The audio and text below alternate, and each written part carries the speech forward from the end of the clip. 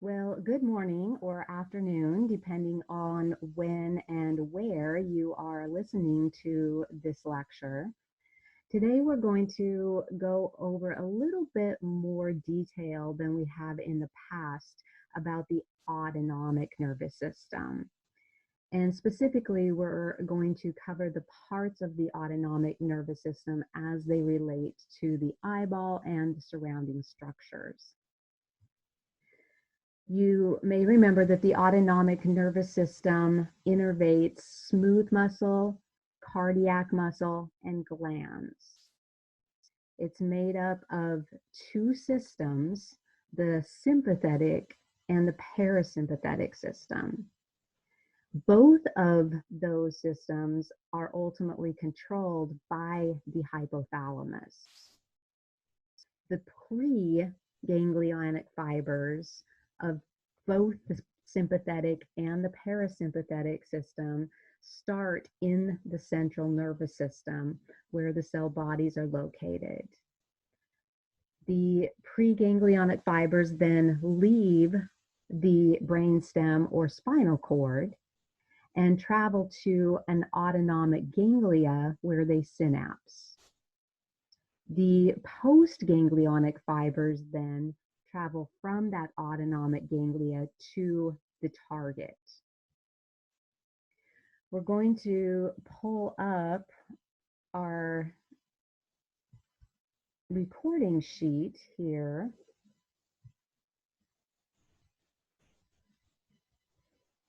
And I want to point out the specific structures in the eye that are controlled by the autonomic nervous system, because there are a number of structures that are involved.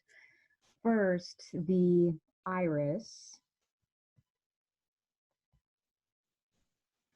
and both the sphincter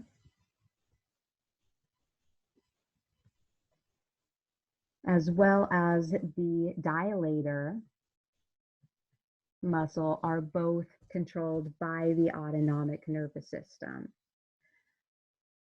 Other ocular structures that are controlled by the autonomic nervous system include the ciliary body muscle, Mueller's muscle,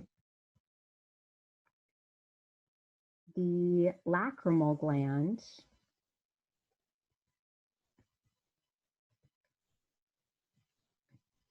and the majority of the blood vessels in and around the eye are also controlled by the autonomic nervous system. So we're going to start by following the sympathetic pathway of the structures that innervate the eye. And we're going to be using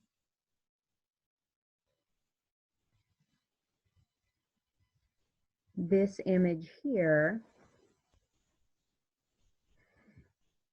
figure 14-1 from your book, that shows the pathway of the sympathetic nervous system.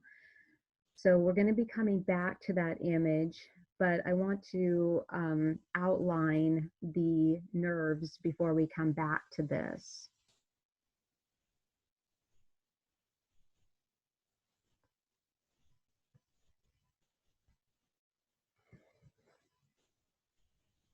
All right, so as I mentioned, both the sympathetic and the parasympathetic systems are ultimately controlled by the hypothalamus.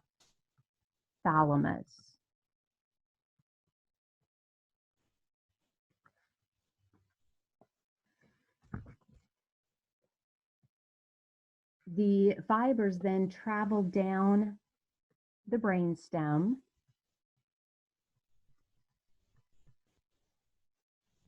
to the spinal cord,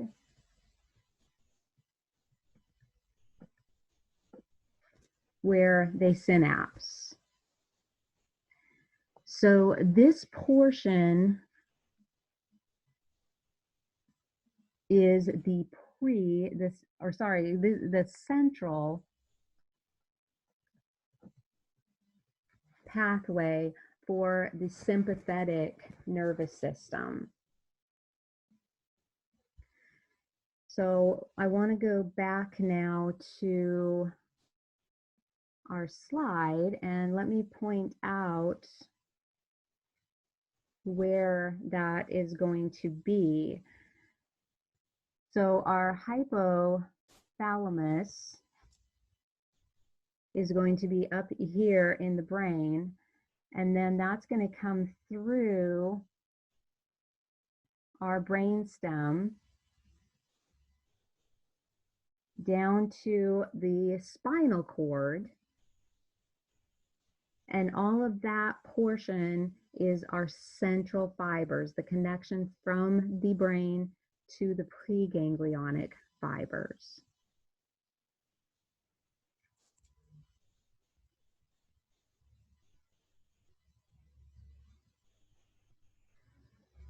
And these fibers actually go all the way down to T1 to T3 level of the spinal cord. Now, in the spinal cord, they are going to synapse. And once they synapse, those fibers are going to leave the spinal cord, and they're going to travel to what's called the sympathetic chain ganglia.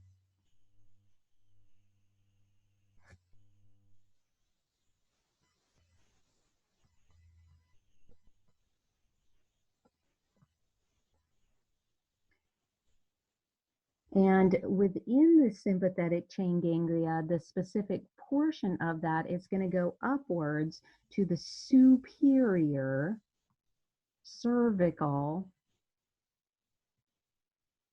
ganglia. And that's just describing where in the sympathetic chain ganglia this is found. It's superior and it's cervical in the neck area. So all of this is our pre-ganglionic fibers.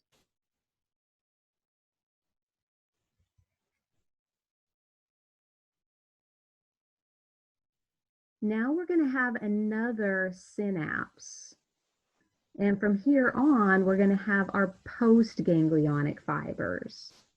Before we go to our postganglionic fibers, though, I want to show you where the preganglionic fibers are back in this image.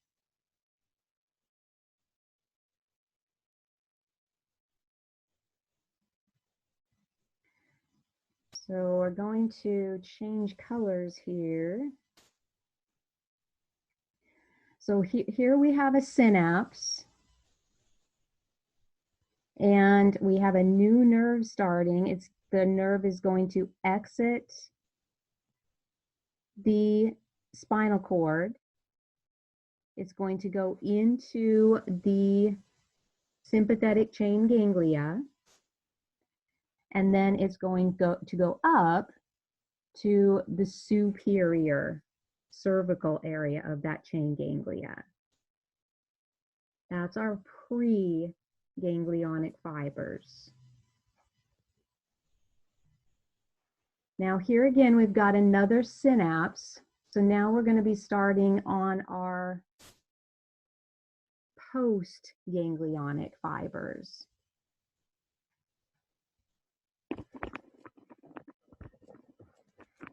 These fibers are going to leave the ganglia, and they are going to travel with the internal carotid artery.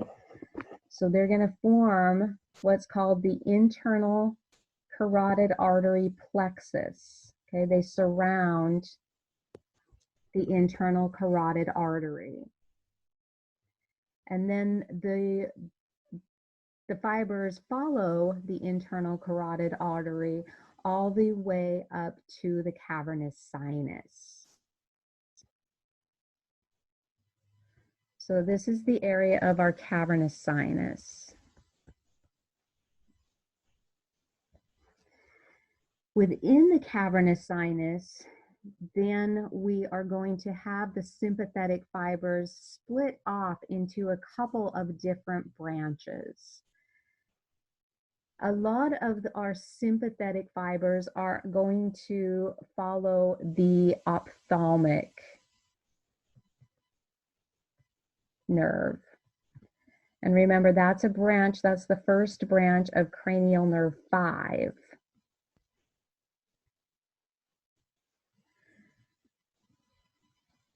From there, they are going to follow the nasociliary branch of the ophthalmic nerve.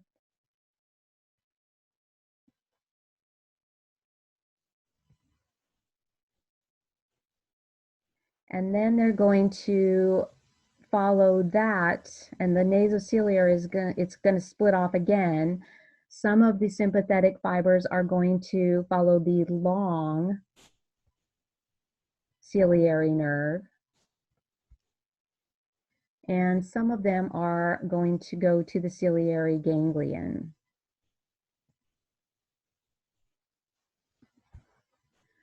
So fibers that followed the long ciliary nerve, those are going to go to the iris and the ciliary body muscle.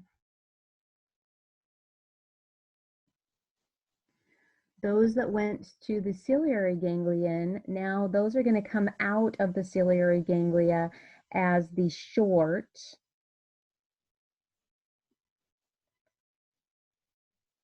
ciliary nerves. And those are going to go to the choroidal and conjunctival blood vessels.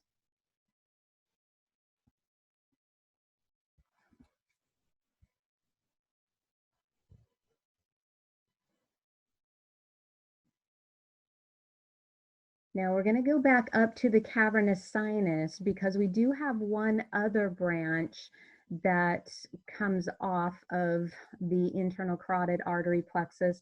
And this one, rather than following the ophthalmic nerve, cranial nerve 5, this one is going to follow cranial nerve 3, the oculomotor nerve.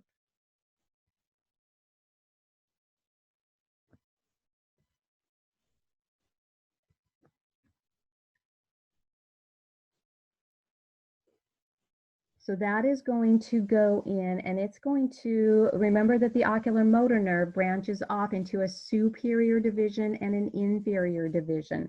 The sympathetic fibers are going to follow our superior division of cranial nerve 3.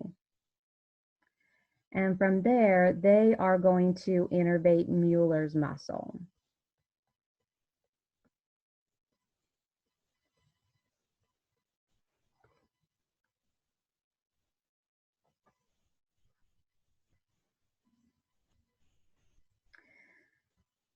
So I'm going to go back now to, so keep in mind now that all of this, from the time that it synapses in the superior cervical chain ganglia all the way to the organs, are post ganglionic fibers.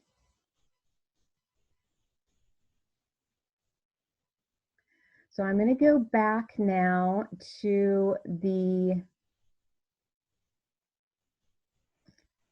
PowerPoint here. And let's do green. We're going to follow these branches up to the 3 of our branches up to the areas of the ocular system that supply the sympathetic nervous system. So our postganglionic fibers, they're going to start in the superior cervical ganglion. They are going to surround the internal carotid artery up to where the cavernous sinus is. Now at the cavernous sinus, some of those are going to follow cranial nerve 5. So this is the ophthalmic division of cranial nerve 5. And then that splits off into the nasociliary nerve. And then from the nasociliary nerve, that's going to go 2 ways. One of them is going to go to our long ciliary nerves, and that's going to go up to the iris dilator muscle, as well as the ciliary body muscle. But then we have another branch of the nasociliary nerve that goes through without synapsing. Remember that the ciliary ganglion is a parasympathetic ganglia. So these are just traveling through that ganglion, and then comes out the ganglion as the short ciliary nerves to innervate the choroidal and conjunctival blood vessels.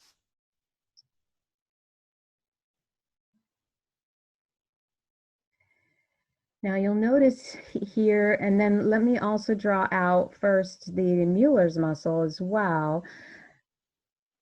This is going to split off right around the cavernous sinus area here. It's about the area where the cavernous sinus would be. That's going to follow cranial nerve 3, the ocular motor nerve. It's going to follow the superior division and then come up and supply Mueller's muscle.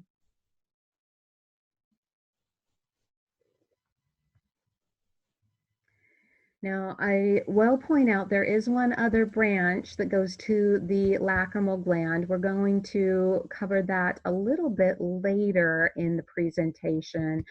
We're just going to stick with these branches for now, and we'll come back to that.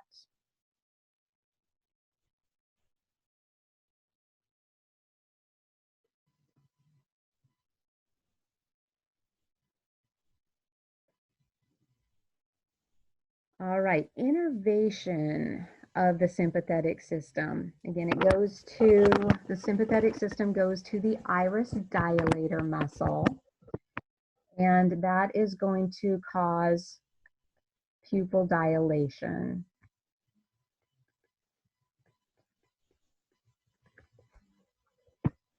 And it's one of the reasons why when we're sleeping, our pupils will actually become small, because the sympathetic system, that fight or flight response, is not in play.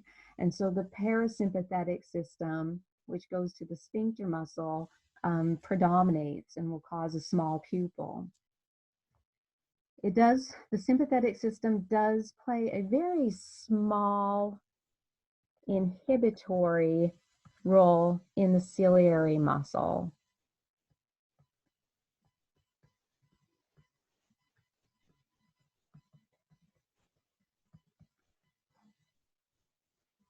It can kick in after sustained accommodation, but generally this is not thought to be a clinically significant amount of innervation if it occurs. And then the choroidal vasculature, if we have stimulation of the sympathetic nervous system, it's going to cause vasoconstriction.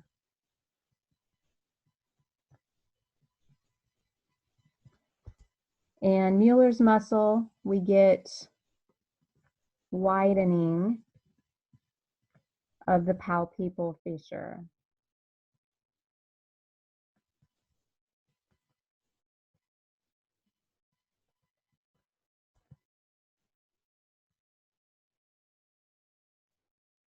All right, so that is the sympathetic nervous system. Like I say, we're going to come back to the lacrimal pathway later because it's a little bit more complicated. But for now, we'll move on to the parasympathetic pathway to our ocular structures. And for this part,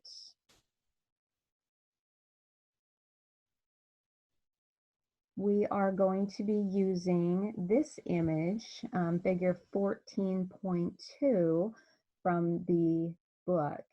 So again, similar to what we did with the sympathetic nervous system, we're going to come back to this image as we go through, but I want to go through the and list the structures first.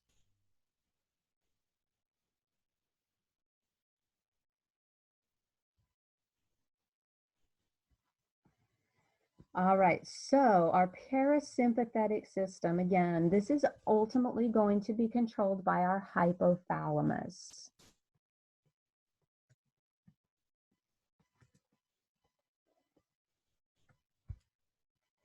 And similar to the sympathetic system, those fibers are going to travel down through the brain stem. These are specifically going to go to the midbrain. So that's the extent of our central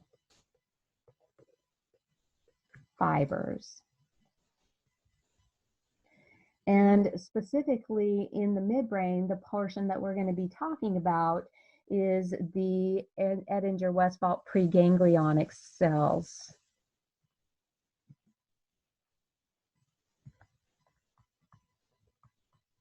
And keep in mind that that is considered part of the cranial nerve 3 nucleus. So if we go to our image now,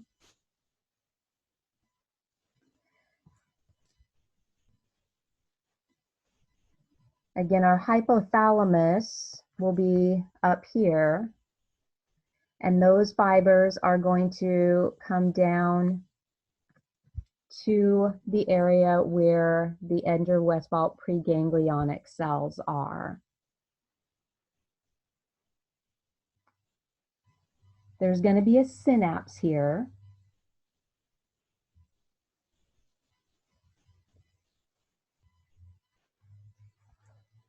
So at that synapse, that's where our preganglionic fibers are going to start. So from the Edinger-Westphal preganglionic area, we are going to have those nerves are going to follow cranial nerve 3. And this is going to go through the superior orbital fissure and follow the inferior division of cranial nerve 3.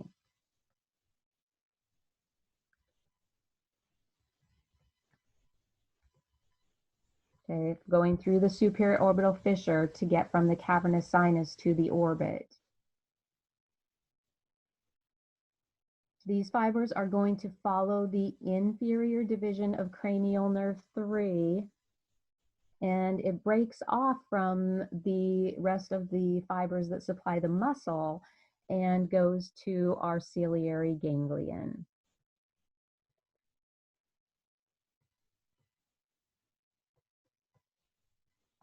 And so finally, this is our parasympathetic ganglion. This does have a synapse for our parasympathetic fibers. So this is where our parasympathetic preganglionic fibers are going to end. So our preganglionic fibers start at the Edinger-Westphal preganglionic cells and end at the ciliary ganglia within the orbit.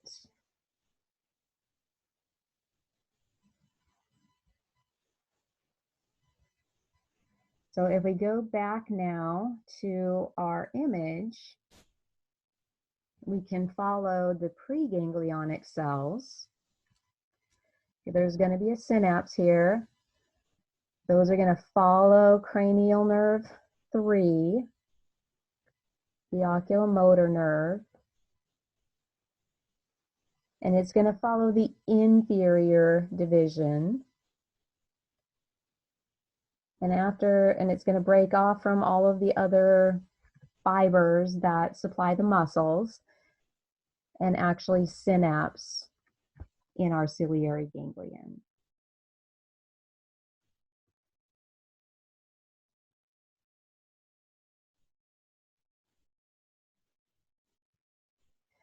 So from here, we're going to have post-ganglionic fibers.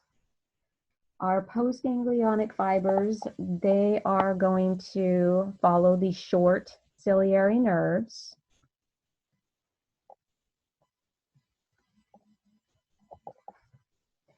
And go up and supply the iris and the ciliary body muscle. And remember, we talked about this previously, but just to remind you, these are going to travel through the suprachoroidal space.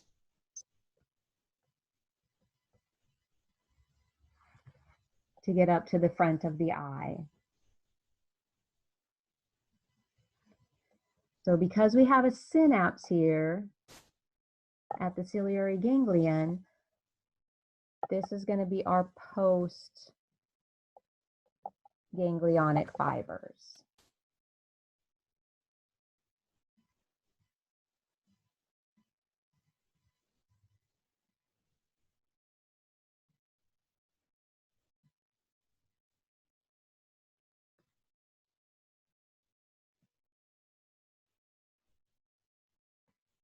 Okay, now in terms of innervation of our parasympathetic system, the parasympathetic system goes to the iris sphincter. And so if we get stimulation of our iris sphincter, we're going to get pupil constriction.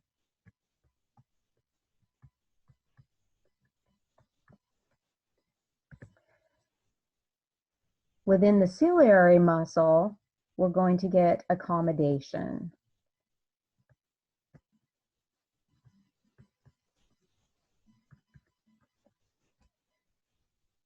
Now, keep in mind, one of the things that will become clinically significant, and we'll come back to this when we talk about pupils as well, is that most of our parasympathetic fibers go to the ciliary muscle. Only about 3% of our parasympathetic fibers go to the sphincter.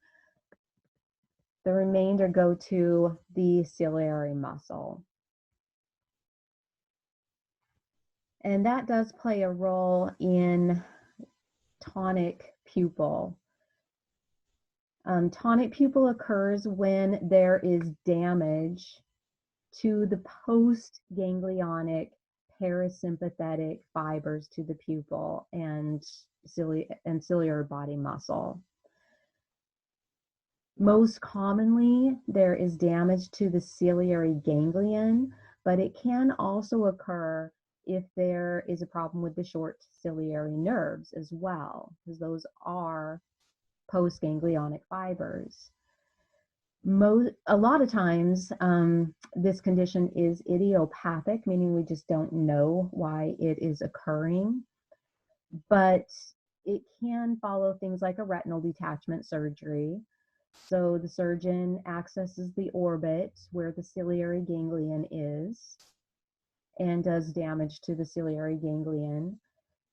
It can also occur after laser surgery, where they accidentally hit one of the short ciliary nerves as they're traveling through the suprachoroidal space, and you can get a tonic pupil that way as well.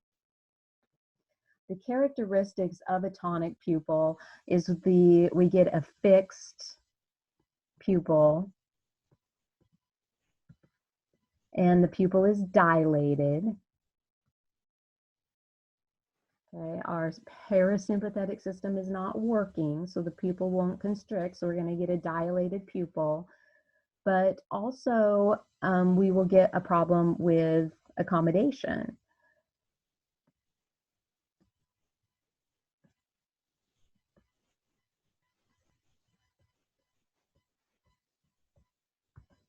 Now, the rest of cranial nerve 3 is not going to be involved with a tonic pupil, because by the point that these are post-ganglionic fibers, they have separated from all of the fibers that supply the extraocular muscles.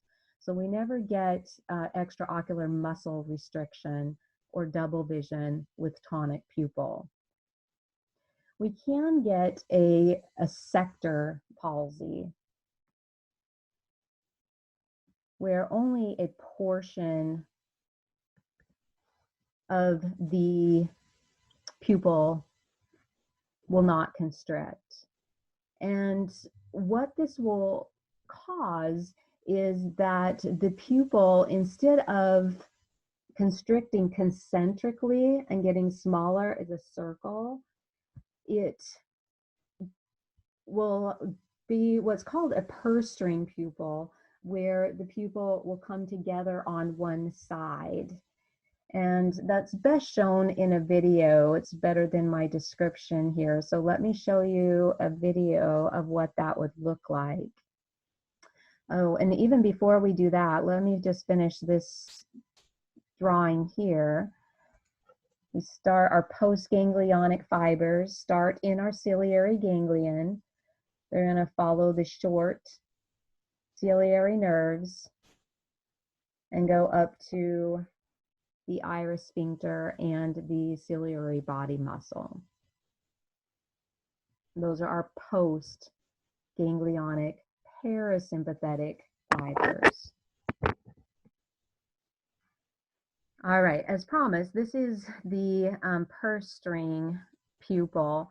And what you'll see here is when we shine the light in the pupil, and we'll do it a couple of times, you'll see rather than the pupil constricting all around, you're going to see that this area of the pupil on the right goes upwards and inwards. So watch this area here. It moves, so I can't really put an arrow, but you can see that that iris is not coming inwards. That's characteristic of a tonic pupil.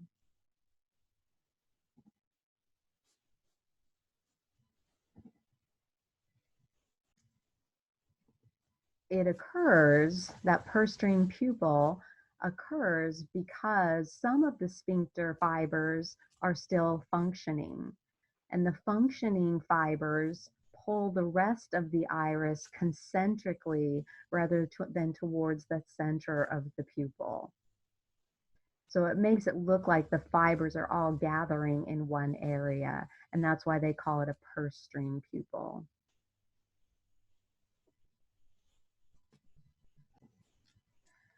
Another condition that is related to the autonomic nervous system is hippus. And with hippus, remember that the iris is innervated by both the parasympathetic and the sympathetic nervous system. And there's generally a balance between these two systems. But when we shine light in the eyes, the balance between the two will cause the size of the pupil to change constantly. And it really happens regardless of illumination. So I'm going to show you a video. You've probably seen hippus when you're looking at each other.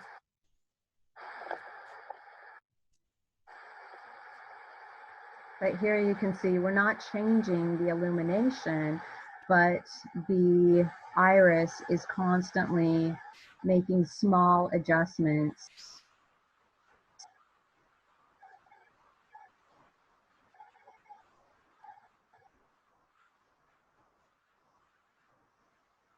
And that's totally normal.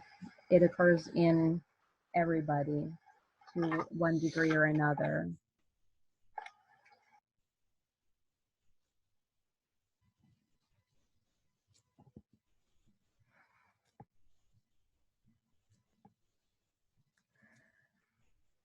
Okay, I do want to come back to the ciliary ganglion at this point. Just to remind you about, I mean, it's a pretty important structure because we do have sensory fibers, we have sympathetic fibers, and we have parasympathetic fibers going through this ganglion. And so it is located within the muscle cone, and it is specifically between the lateral rectus and the optic nerve.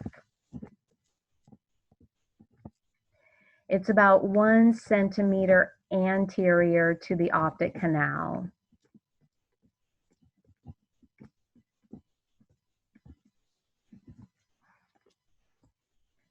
And knowing that location can oftentimes help us localize some of the lesions. Also remember that the ciliary ganglion has 3 roots. It's got a parasympathetic root. It's got a sympathetic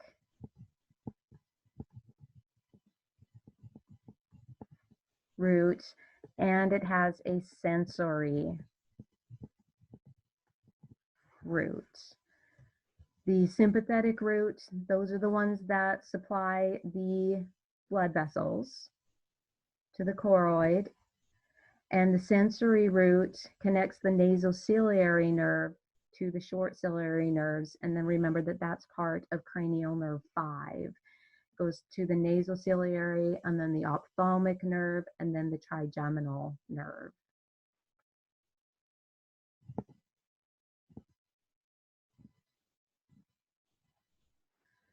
This image, which is part of 14.2, shows those 3 roots as they're coming into the ciliary ganglia. You've got these sympathetic fibers, and remember our sympathetic fibers go right through to the short ciliary nerves without synapsing. You've got the sensory fibers, which will be coming this direction because they're bringing sensory information to the brainstem, but they also do not synapse. And then, of course, what we just talked about, we've got our parasympathetic root, which actually will come in, make a synapse. So here we've got pre-ganglionic parasympathetic fibers and post-ganglionic parasympathetic fibers, all coming out together in the short ciliary nerves.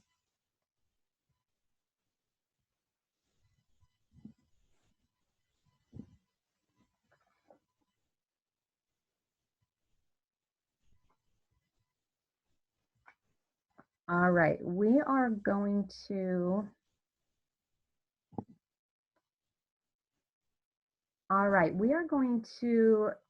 switch gears now and talk about the autonomic pathway to the lacrimal gland. And I like to cover the autonomic pathway to the lacrimal gland, both the sympathetic and the parasympathetic pathways together, because they do overlap a good portion of it. So it makes it a little bit easier to remember what's happening and less things that you have to remember, because ultimately a good portion of the sympathetic and the parasympathetic fibers are the same. So we're going to start with the parasympathetic system, and we'll draw that on the right portion of the screen.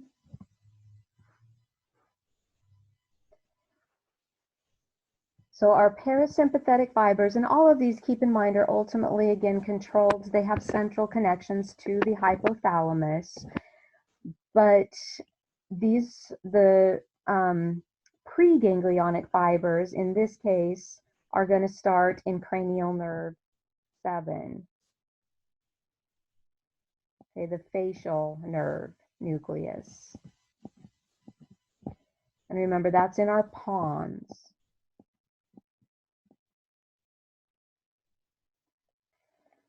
From cranial nerve 7 nucleus, the fibers are going to follow the facial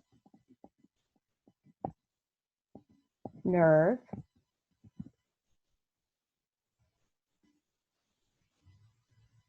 They are going to go through the geniculate ganglion,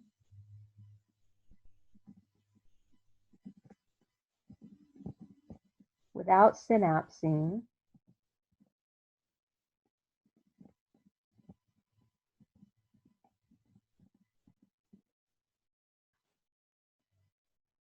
Once the nerve comes out on the other side of the geniculate ganglion, it is going to be known as the greater petrosal nerve.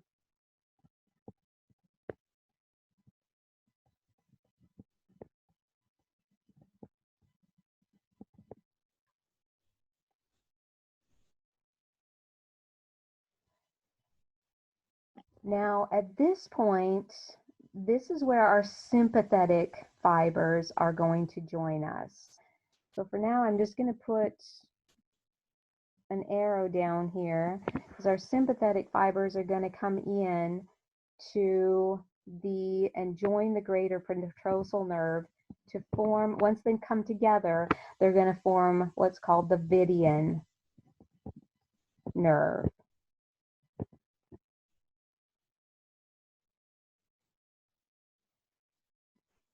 From there, our parasympathetic fibers are going to go up to the pterygopalatine ganglia, where they are going to synapse.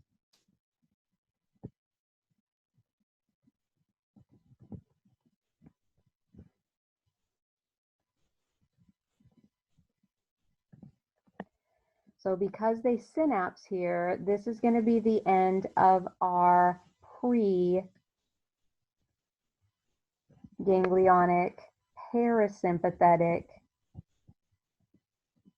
fibers.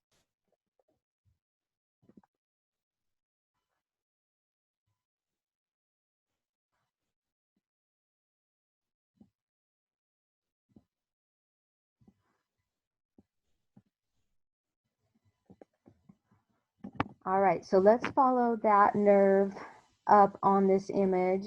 We're going back to figure 14-2 from the book.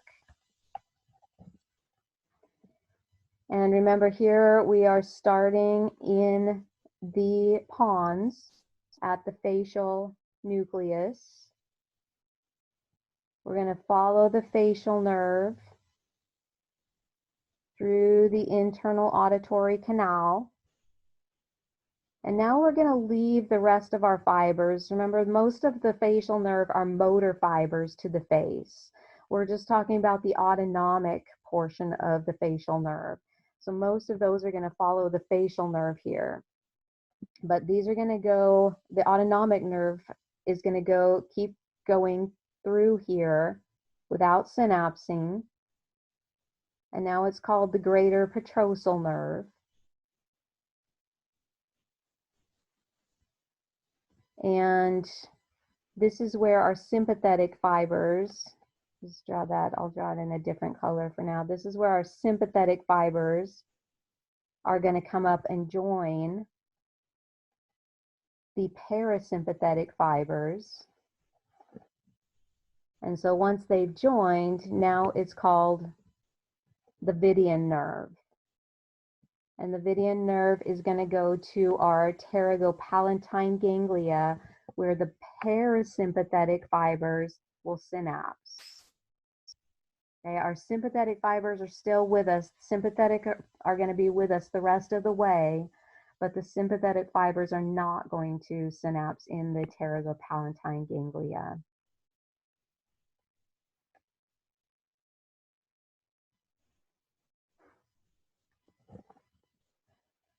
All right, now since we have made a synapse, now we're going to have our post-ganglionic fibers.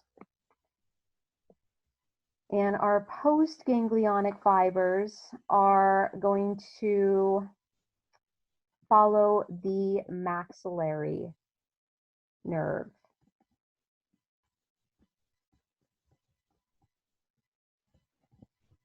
Okay, remember this is also a branch of cranial nerve 5. This will be V2 that it's going to be following.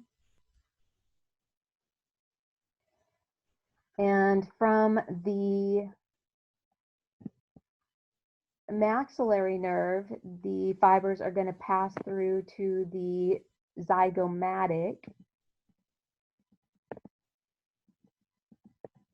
nerve. From the zygomatic nerve, there's a little communicating branch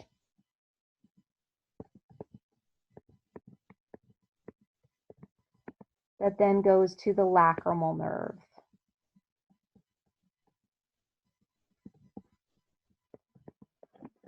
And the lacrimal nerve ultimately supplies the lacrimal gland.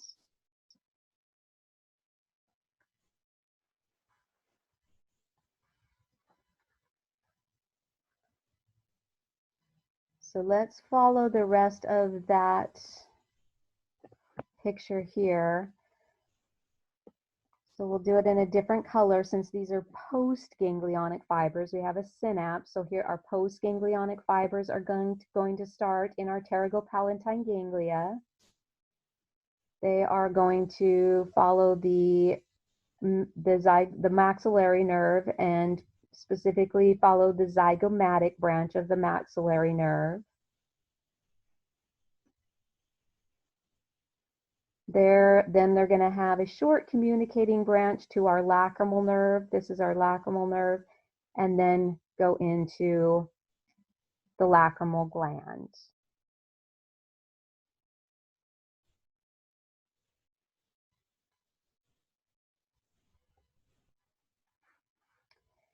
Now, coming back to the sympathetic portion that also supplies the lacrimal gland.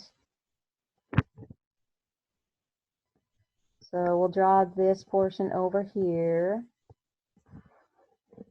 And the sympathetic is actually not too complicated because it's very similar to the pathway that we already know with our sympathetic nervous system.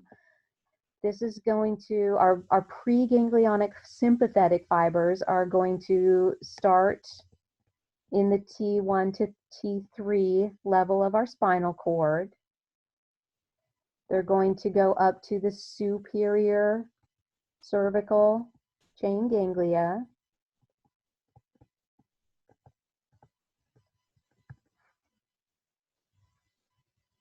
And that's our pre-ganglionic fibers of our sympathetic nervous system, because our sympathetic fibers synapse in the superior cervical ganglia. From the superior cervical ganglia, it's going to follow the internal carotid artery.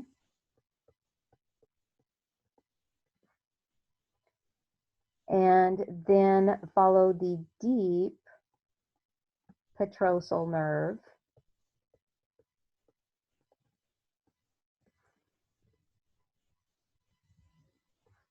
And join to form the Vidian nerve.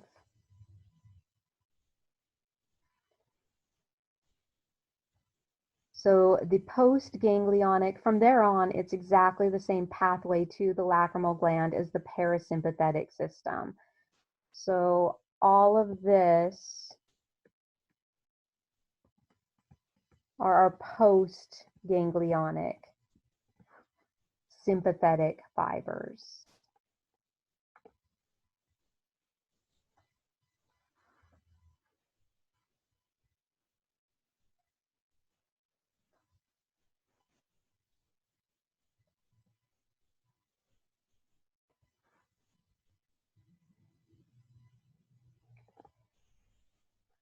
So here again, we can, so this is going to be totally post-ganglionic fibers.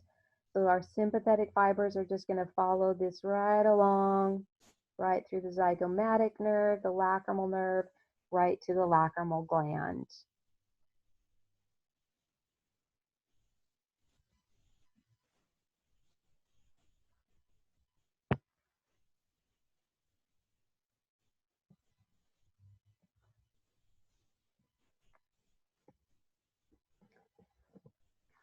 Now, in terms of the innervation, if we have stimulation of the parasympathetic fibers, we're going to get increased lacrimal secretion.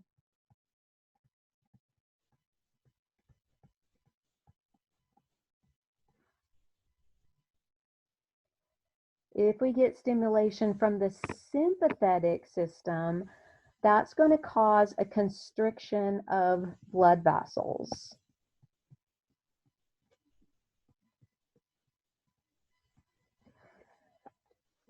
That constriction of blood vessels allows less fluid to the lacrimal gland. And when you have less fluid, you're going to get less secretion of the lacrimal gland.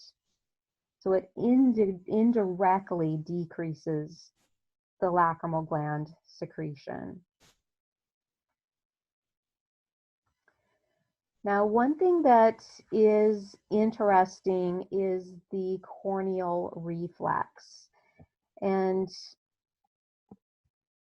cranial nerve 7, which we just talked about, is our efferent nerve for the corneal reflex. And you may remember back when we talked about the sensory system, cranial nerve 5 is our afferent nerve for the corneal reflex. So we touch the cornea, and pain travels through the trigeminal nerve branches, goes back to the brainstem, connects with cranial nerve 7, and then follows the pathway back to the lacrimal gland, also to the orbicularis muscle, and ultimately from touching the cornea, we're going to get tearing of the eye as well as closing of the eyelids. So the tearing helps us to wash out anything that's harming the cornea, and closing of the eyelids also helps to protect the cornea. So that corneal reflex is very, very advantageous to us.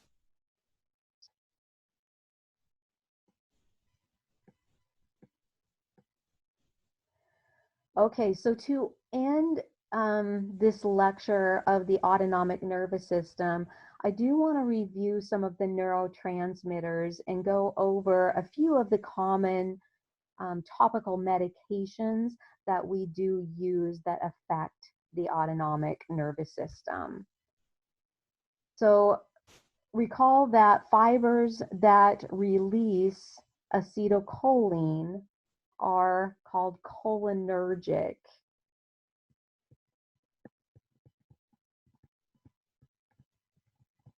Fibers.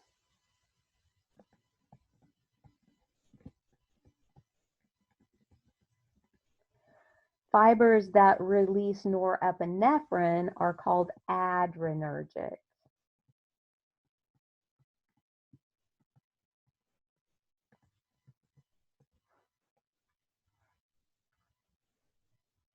So in the sympathetic system, our preganglionic fibers release acetylcholine.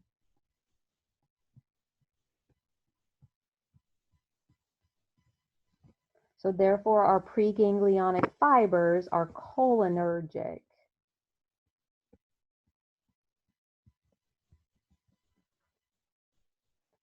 The post-ganglionic sympathetic fibers release norepinephrine, and therefore they are adrenergic.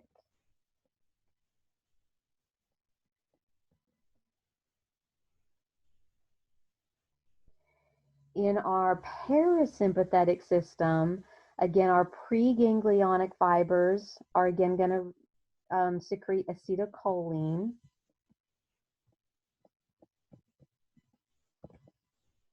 So again, all preganglionic fibers are cholinergic. The postganglionic parasympathetic fibers also secrete acetylcholine. So they are also cholinergic.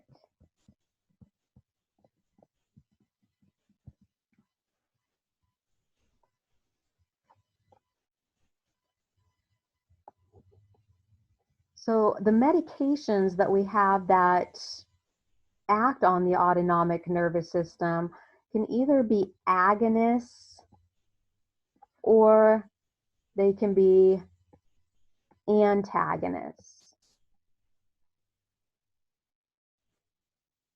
And there are a few different types of agonists. So when we have an agonist medication, it replicates the action. It does the same thing as the neurotransmitter. We have two types. We have a direct acting agonist, and we also have indirect acting agonists. Now, a direct acting agonist acts directly on the receptor site. So it acts exactly like acetylcholine, or it acts exactly like norepinephrine, just goes in there and stimulates the receptors.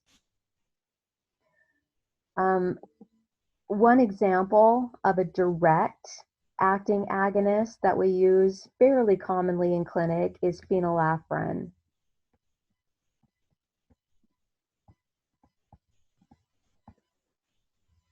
And because this is direct acting agonists,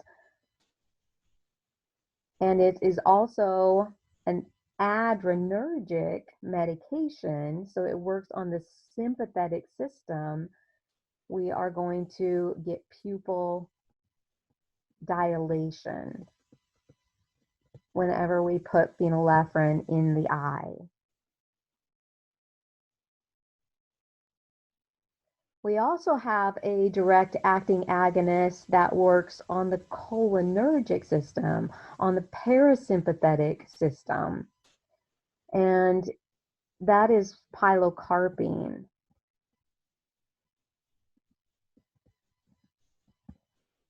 So pilocarpine is going to go in, it's going to stimulate the cholinergic receptors directly, and therefore that's going to cause pupil constriction.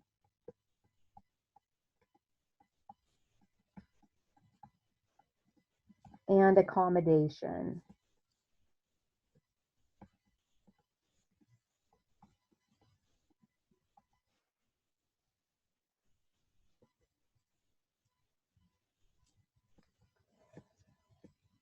Now we also have some indirect acting agonists.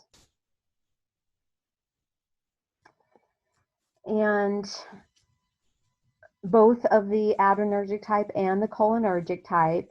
So the indirect acting agonists, they will either cause the release of the neurotransmitter, or they're going to prevent the reuptake or the removal of the neurotransmitter. And by stopping the removal, the reuptake of the neurotransmitter, that neurotransmitter stays in the synapse longer and acts as an agonist. It causes stimulation of the receptor.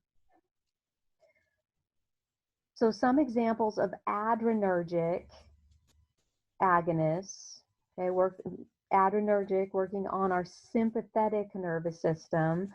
We've got a few, and we've talked about these before. Hydroxyamphetamine is one.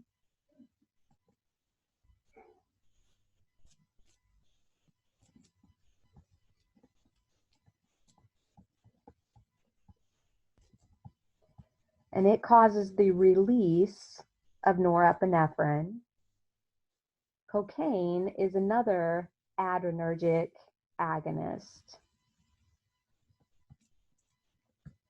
It works a little bit differently. It actually prevents the reuptake of norepinephrine. Both of them, though, have the same result, and that is pupil dilation.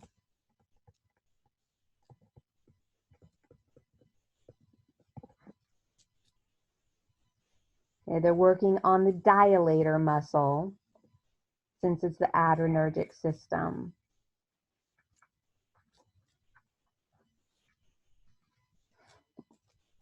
We don't really have any topical cholinergic agonists. One that you will hear about because it's used in the treatment of myasthenia gravis is physostigmine.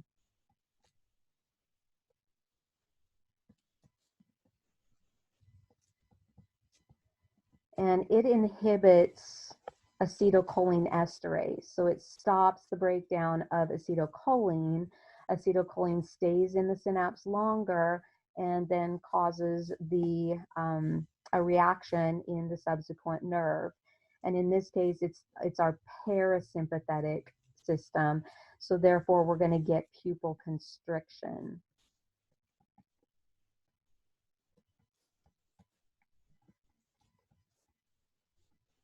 And also accommodative spasm.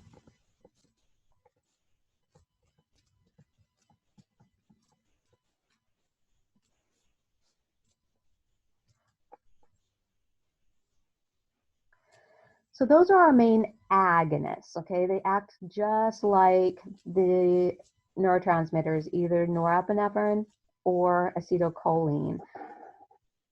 But we also have some antagonists. And antagonists stop the neurotransmitter from working. Most of the time, they're going to block the receptor sites or release of the neurotransmitter. Okay, so either way, it doesn't allow that neurotransmitter to do its job. And we have some, again, that most of them that are currently available work on the parasympathetic system. One that's not really used anymore, but used to be, is dapiprazole.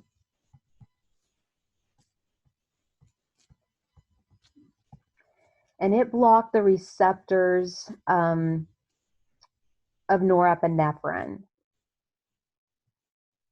And so because of it, it allowed a reversal of a portion of the dilation that we would give the patient, but it only reversed the phenylephrine-induced mydriasis.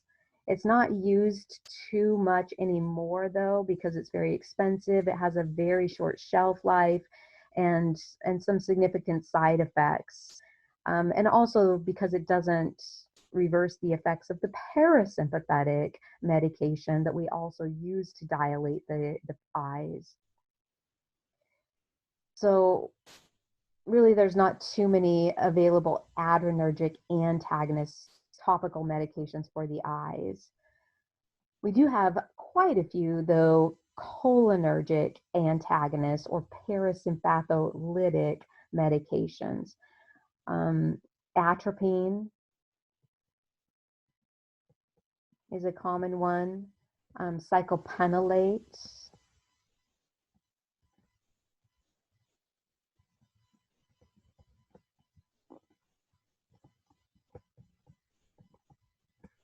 And also tropicamides.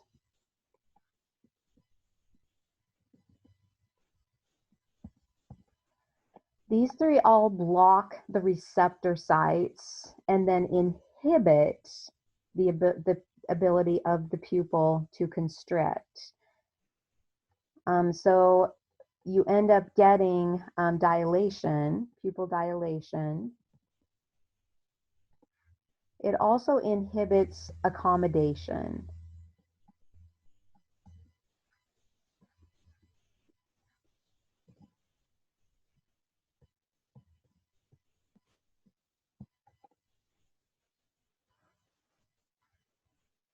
So generally, the sympathetic system and the sympathetic system work together to maintain homeostasis.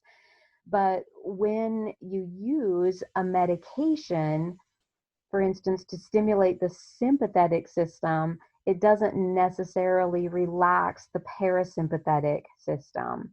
And so typically in a clinical situation, we do need to use 2 drops, one to cause dilation of the dilator muscle, but a separate drop to inhibit constriction of the sphincter muscle. So generally what we will give them is 1 drop that is an adrenergic agonist,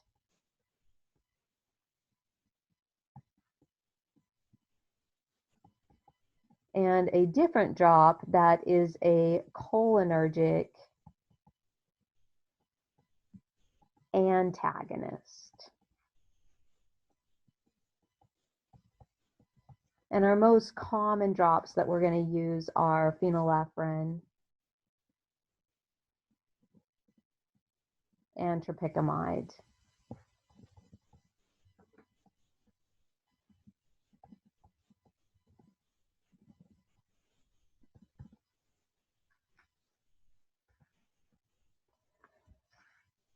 Okay, so I think that pretty much covers the autonomic nervous system as it pertains to the eyeballs.